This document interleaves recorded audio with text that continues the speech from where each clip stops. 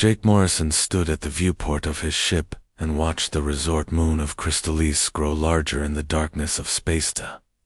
Moon looked peaceful with its white surface, sparkling like diamonds under the light of 3 suns, but Jake knew better than to trust appearances in his line of work. He was a bounty hunter, and not just any bounty hunter, but the one they called the Reaper across the galaxy.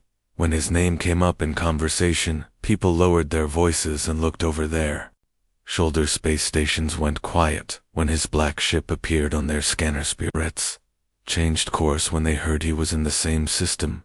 Jake had earned his reputation the hard way by never failing to bring in a target, and by being absolutely ruthless. When anyone tried to stop him, he walked away from the viewport and checked his weapons one more time too.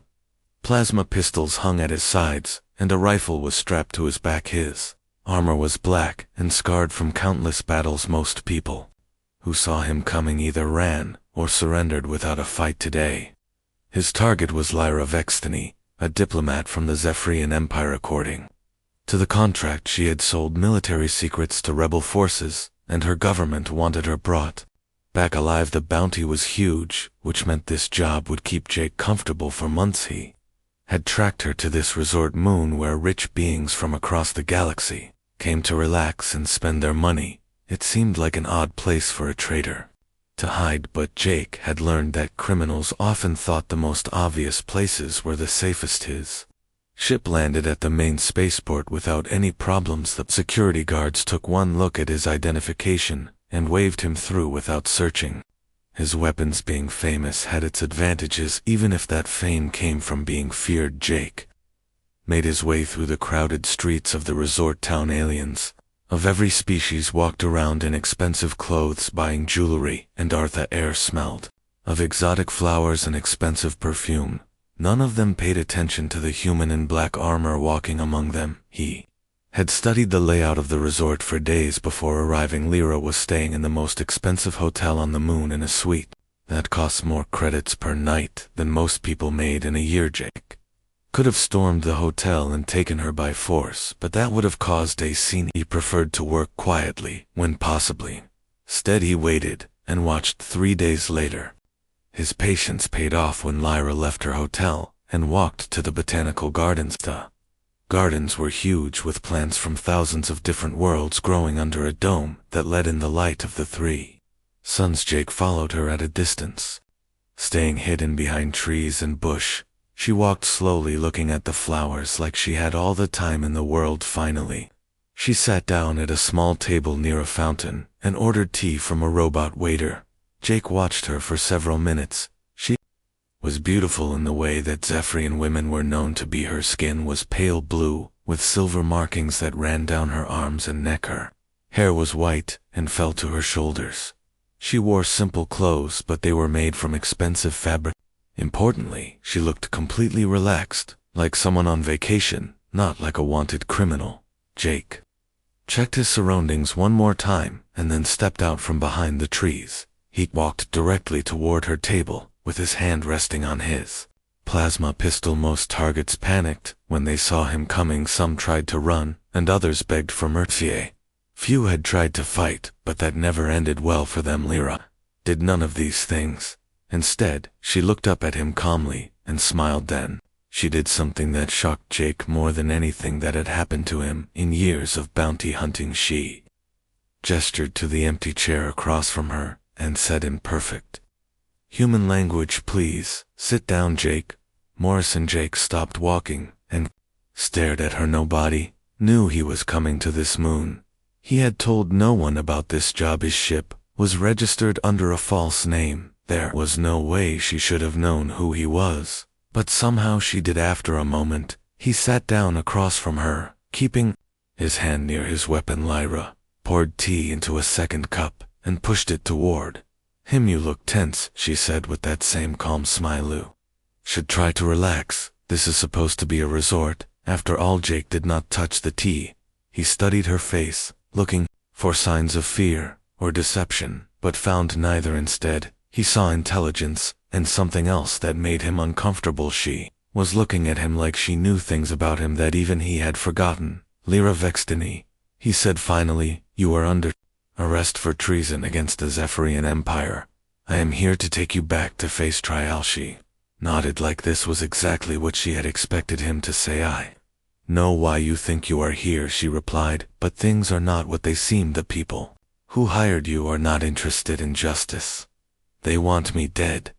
Jake frowned. His contracts always said to bring targets back alive when possible. Dead bounties paid less money and created more paperwork before he could respond. A plasma bolt burned through the air where his head had been a second before. Jake rolled to the side, drawing his pistol, as more shots rang out. 3 figures in dark armor were shooting at them from behind the trees. Jake fired back, hitting one of the attackers in the chest. Figure fell, but the other 2 kept shooting. More attackers appeared from different directions. They were trying to surround Jake and Lyrian. Instead of running away, Lyra grabbed a small device from her belt and threw it toward the nearest group of attackers. Device exploded in a burst of bright light and loud noise. The attackers stumbled backward, giving Jake time to take better cover behind a large stone planter. Who are they? Jake shouted over the sound of weapons. Fire Syndicate assassins, Lyra replied. As she crouched beside him, they want to make sure I never make it to trial. Jake looked at her with new respect. She was not panicking or crying. Instead, she was calm and focused, like someone who had been in firefights before. The shooting continued for several more minutes. Jake counted at least 6 attackers, and they had better positions soon. He and Lyra would be overwhelmed. We need to move, he told her. Can you run? She smiled again, and Jake noticed that her teeth were very sharp. I can do more than run, she said. Then she stood up and began speaking in a language Jake had never heard before. Her voice carried, despite the noise of the battle. The plants around them began to move. Vines reached out to grab the attackers, while flower pods opened to release clouds of spores that made the assassins cough and stumble. Jake stared in amazement as the entire garden turned into a weapon under Lyra's control. She was not just a diplomat, she was something much more dangerous. Together, they fought their way out of the gardens, leaving several dead assassins behind. When they reached the spaceport, Jake realized that everything he thought he knew about this job was wrong. Lyra was not a simple traitor. She was at the center of something much bigger and much more dangerous. And for the first time in his career as a bounty hunter, Jake Morrison was not sure who the real enemy was. Jake and Lyra ran through the spaceport as alarms began to sound behind them. The Syndicate assassins had friends, and those friends were now hunting them through the crowded terminal. Jake kept his weapons ready, but tried not to start a panic among the innocent travelers. Lyra moved beside him with surprising speed for someone wearing expensive clothes. She seemed to know exactly where they were going, even though Jake had not told her which ship was his. They reached the docking bay where his ship waited. 3 more assassins were already there waiting for them. Jake shot the first one before the man could raise his weapon. The second assassin fired back, but missed when Lyra threw another of her strange devices. This one created a wall of thick smoke that hid them from view. Jake heard the third assassin moving through the smoke and tracked him by sound when the man emerged from the cloud.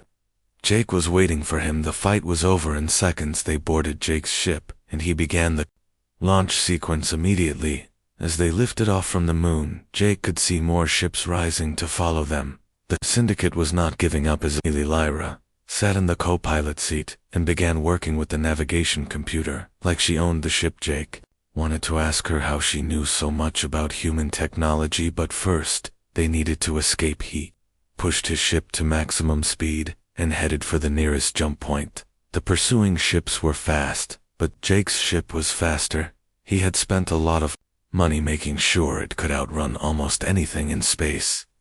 They jumped to hyperspace just as the first enemy missiles reached their position in the safety of hyperspace. Jake finally turned to look at Lyra. She was still calm and composed, like running from assassins was something she did every day now, he said, crossing his arms. Who are you, really? Lyra smiled, but this time Jake could see sadness in her eyes. I am exactly who your contract says I am, she replied. A Zephyrian diplomat named Lyra vexed.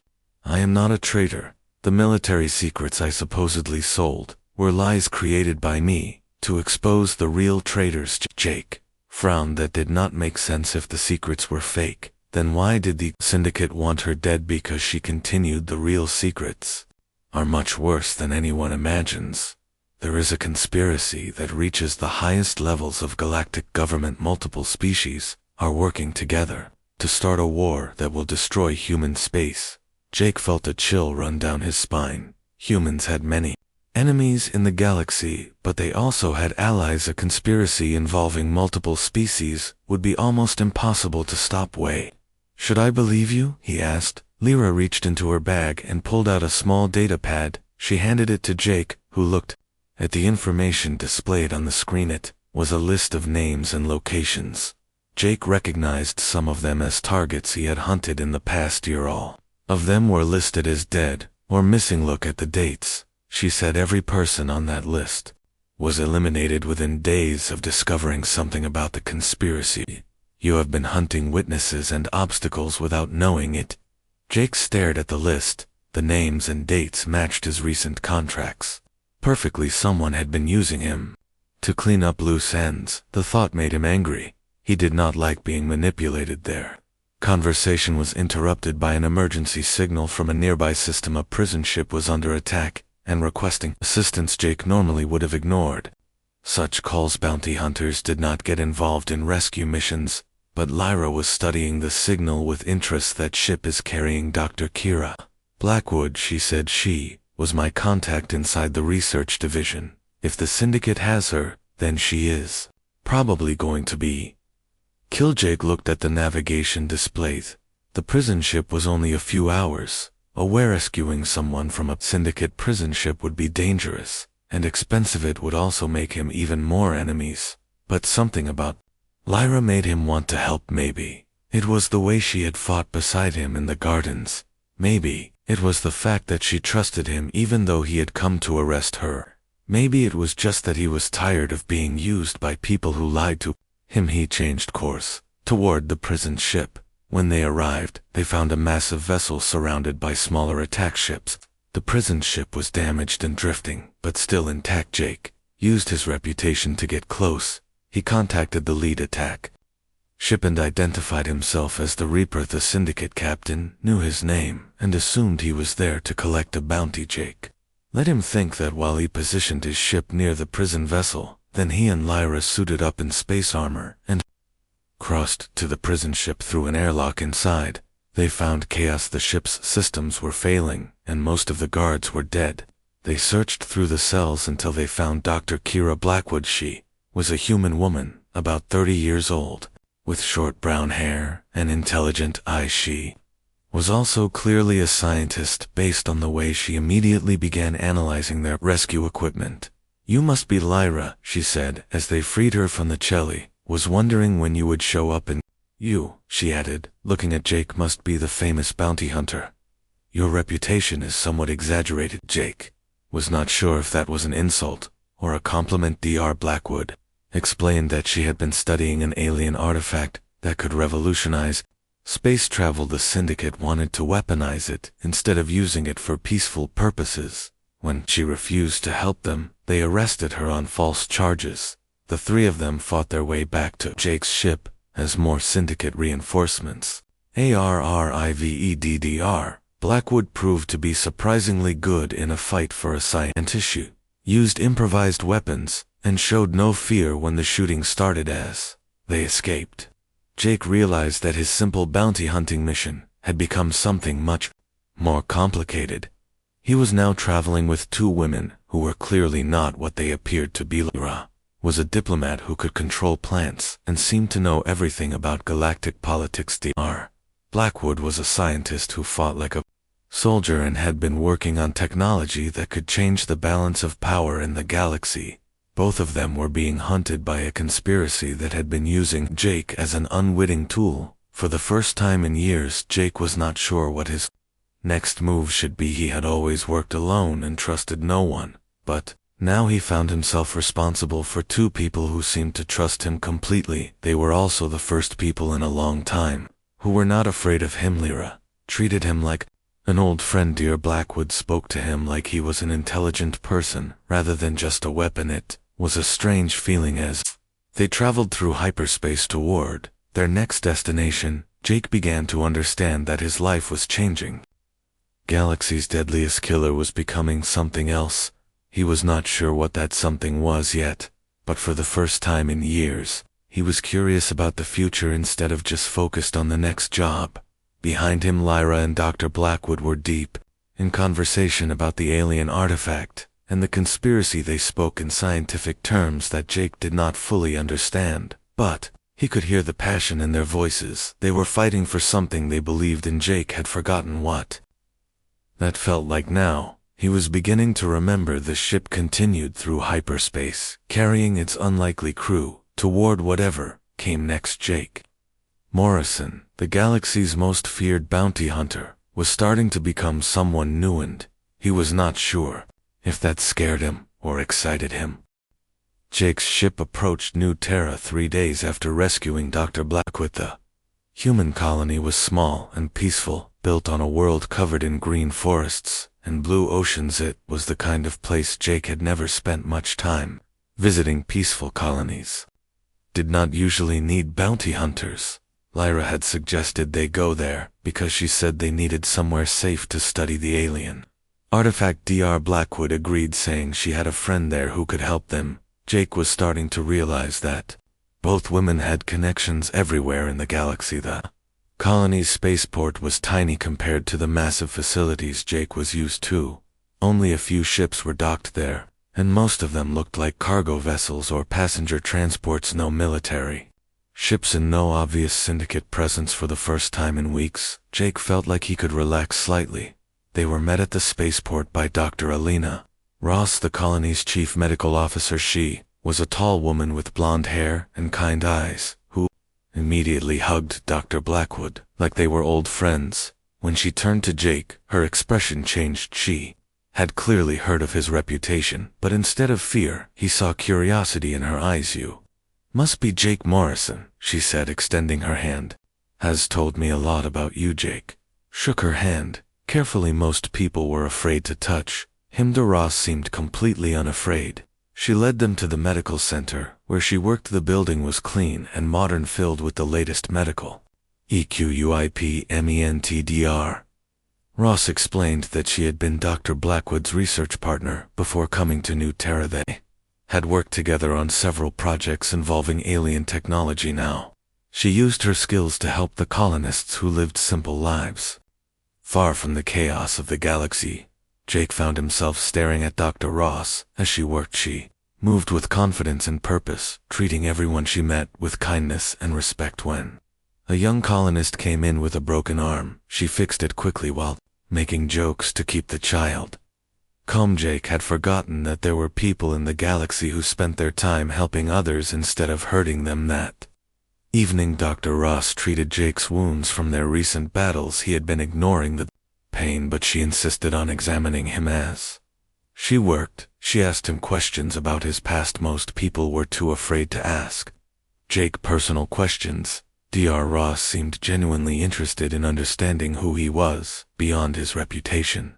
Jake found himself telling her things he had never told anyone. He talked about his family who had been killed by pirates when he was young. He explained how he had become a bounty hunter to track down the people responsible. He described how the hunt for justice had slowly turned into something darker.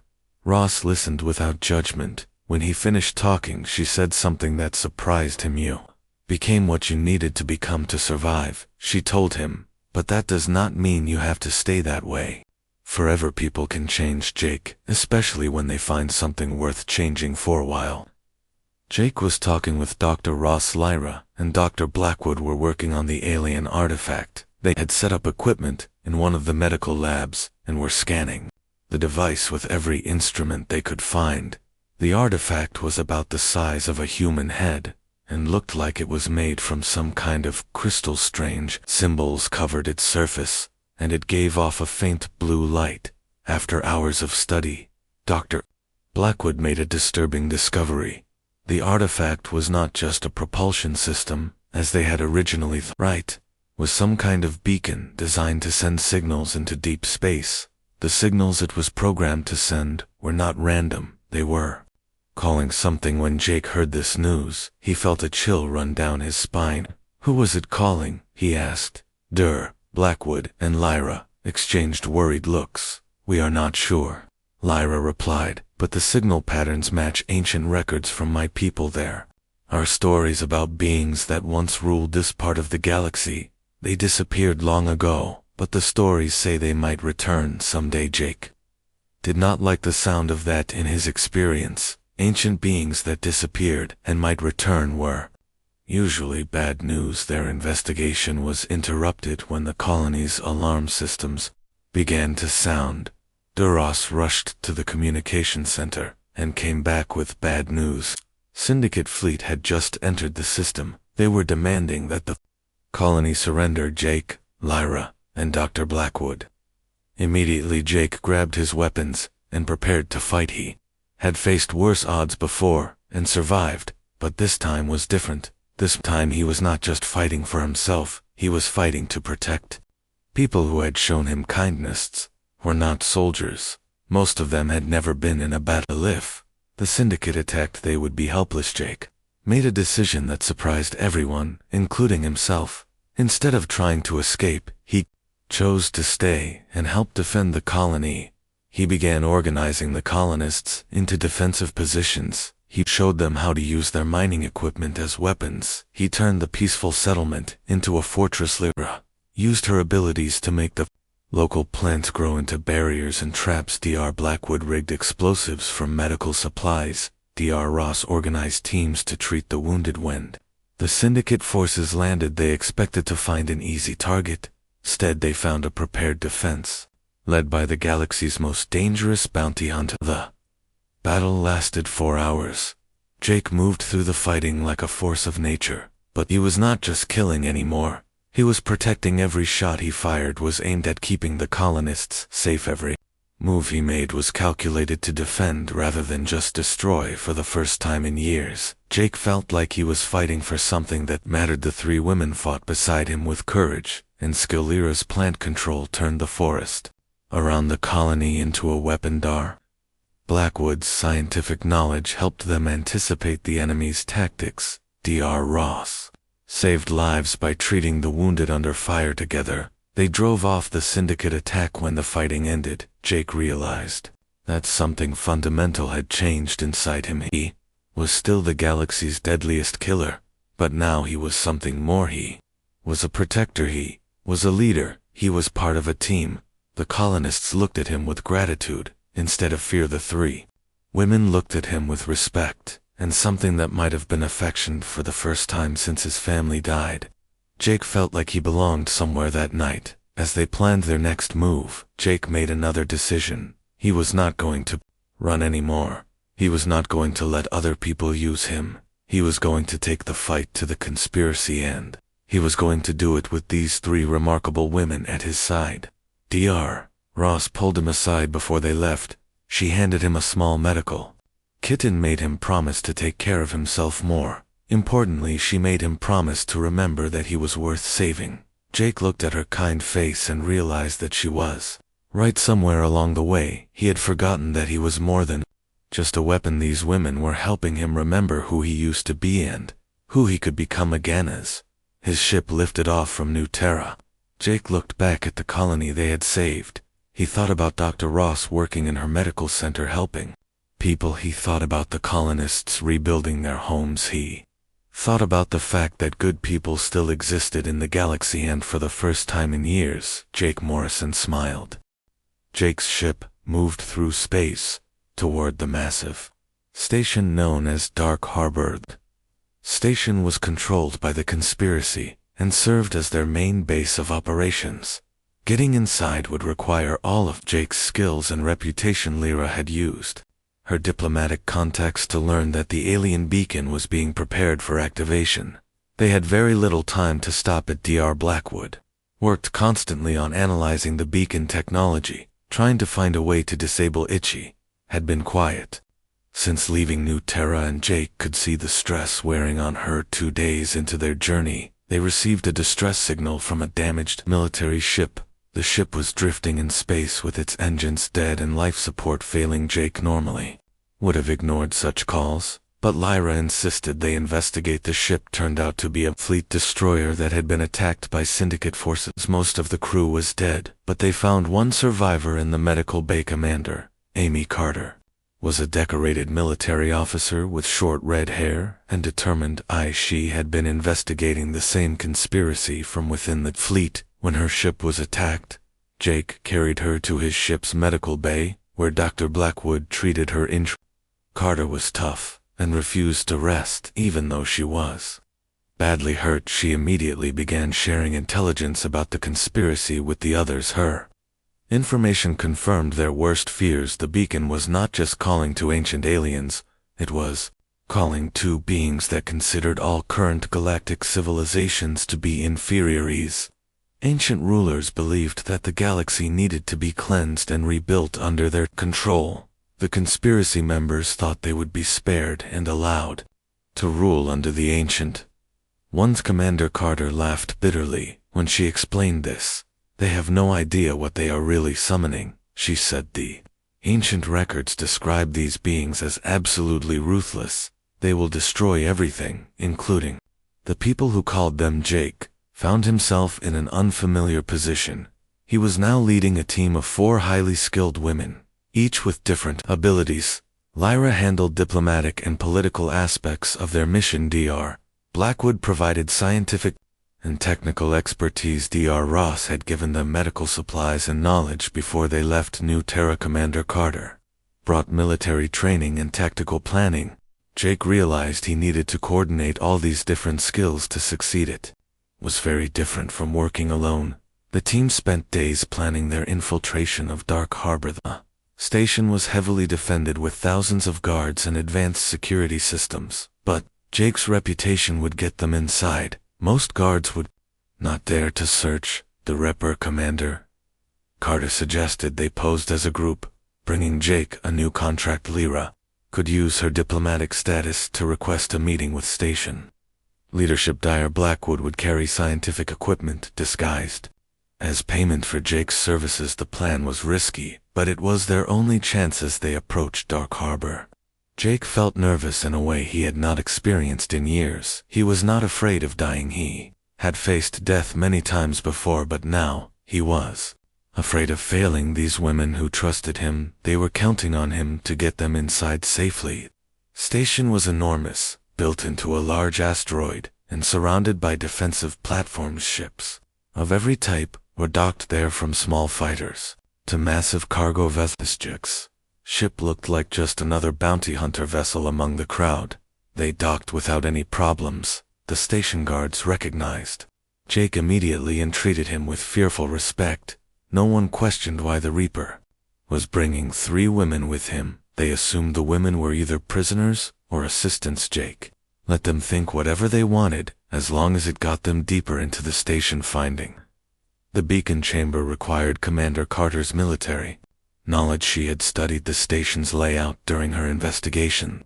The beacon was being held in the most secure section, deep in the station's core. Getting there meant passing through multiple security checkpoints. Each checkpoint brought new challenges. Jake's reputation opened doors, but the women had to play their roles perfectly. Lyra spoke with authority about diplomatic matters. Dr. Blackwood acted like a nervous scientist carrying valuable equipment. Commander Carter pretended to be Jake's military liaison. Together they made it past guards who would have stopped anyone else. The deeper they went into the station, the more evidence they found of the conspiracy. They saw alien technology being modified for weapons. They passed laboratories where scientists worked on projects that violated every galactic treaty. They watched as representatives from multiple species planned attacks on human colonies. Jake felt his anger growing with every step. These people were planning genocide, and they thought they could use him to help them do it.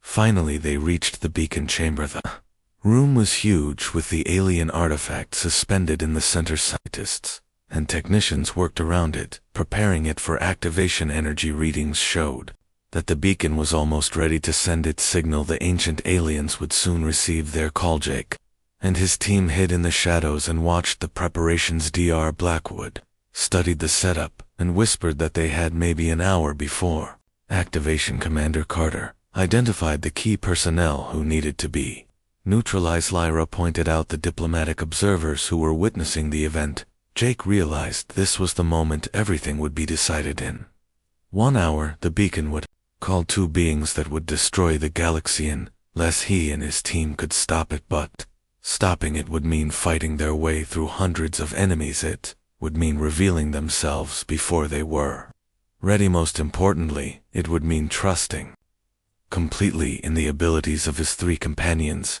Jake looked at each of them, in turn Lyra, with her diplomatic skills and mysterious plant control abilities. Dr. Blackwood, with her scientific knowledge and surprising combat skills. Commander Carter, with her military training and tactical expertise. 6 months ago Jake had worked alone and trusted no one. Now he was about to risk everything on his faith in these remarkable women. Seat took a deep breath and made his decision. They were going to stop the beacon. They were going to expose the conspiracy. They were going to save the galaxy, and they were going to do it together. Jake Morrison had spent years being the galaxy's most feared killer. Now it was time to become something more. It was time to become a leader worth following. He looked at his team and nodded. The mission was about to begin.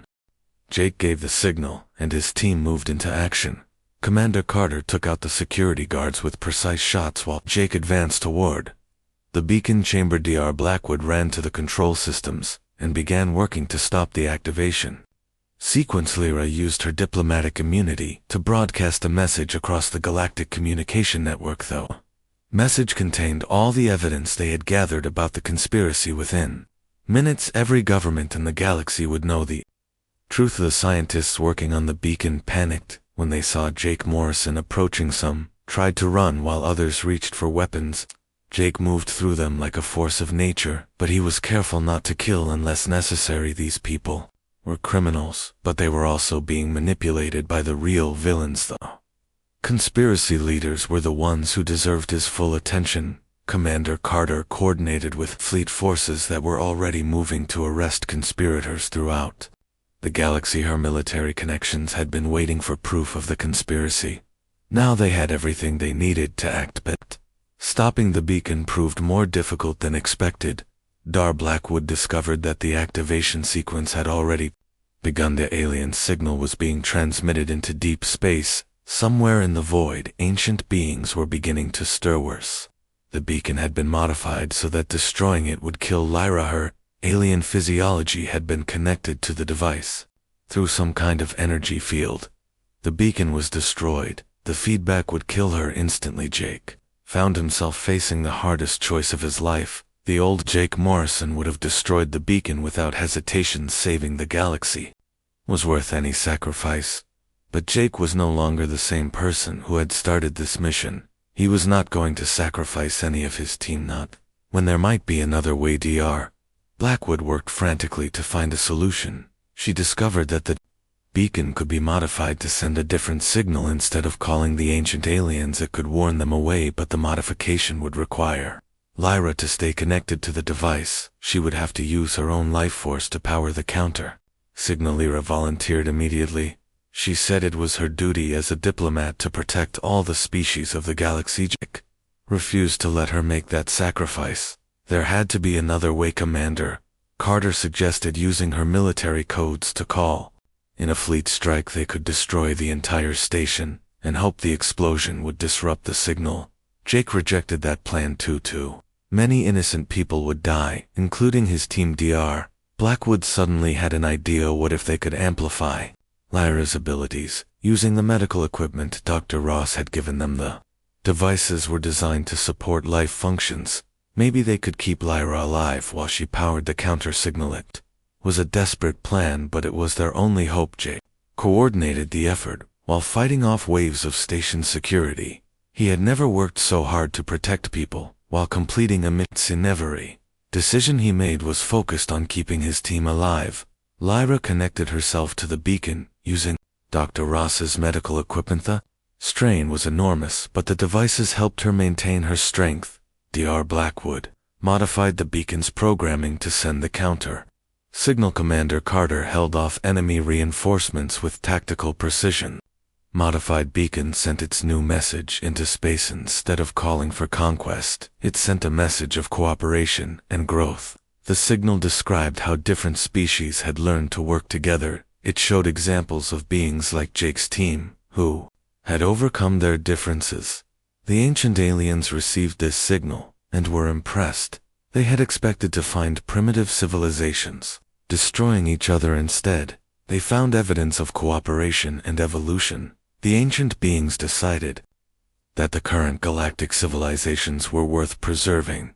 They sent back a message of approval and returned to their sleep in the void. The immediate crisis was over, but Jake knew their work was just beginning. The conspiracy had been exposed, but there would be trials and investigations. Some of the conspirators would try to escape, others would attempt to start new plots. Jake and his team would be needed to help clean up the mess, but first, they had to get Lyra to proper medical care. The strain of powering the counter-signal had left her weak, and injured Jake carried her to their ship, while Dr. Blackwood and Commander Carter gathered evidences. They left the station. Jake realized how much his life had changed. 6 months ago he had been a lone killer working for whoever paid him. Now, he was part of a team dedicated to protecting innocent people. The women had not just changed his life, they had saved his soul during Lyra's recovery. Jake made a decision about his future. He was retiring from bounty hunting. Instead, he would form a legitimate security company. With his 3 companions, Lyra would handle client relations and negotiations. Dr. Blackwood would develop new defensive technologies. Commander Carter would manage tactical operations.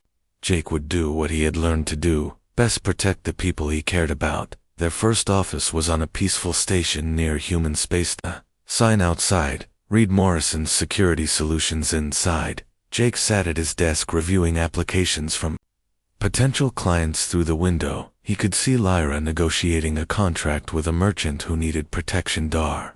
Blackwood was in the laboratory working on new non-lethal weapons. Commander Carter was training a team of security guards. Jake smiled as he watched them work. These remarkable women had turned the galaxy's deadliest killer into something better. A month later, Jake found himself in a shopping center, carrying bags for all 4 women. They had invited Dr. Ross to join their company, and she had accepted.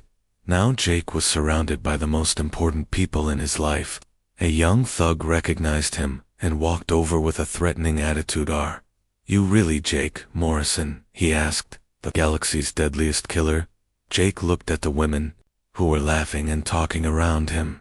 He thought about the family he had found. He thought about the people he now protected instead of hunted. "Not anymore," he replied with a smile. "These days, I am just the guy who carries the bags." The thug foolishly made the mistake of threatening Lyra. Jake's expression changed, just enough to remind everyone watching that while he had found peace, he was still perfectly capable of ending threats. The thug quickly decided he had somewhere else to be. Jake's 4 companions linked their arms through his as they walked away. Dr. Ross talked about setting up a medical clinic. Commander Carter discussed security improvements for their clients. Dr. Blackwood described her latest invention. Lyra made jokes about Jake's new role as official bag carrier. Jake Morrison had spent years being feared throughout the galaxy.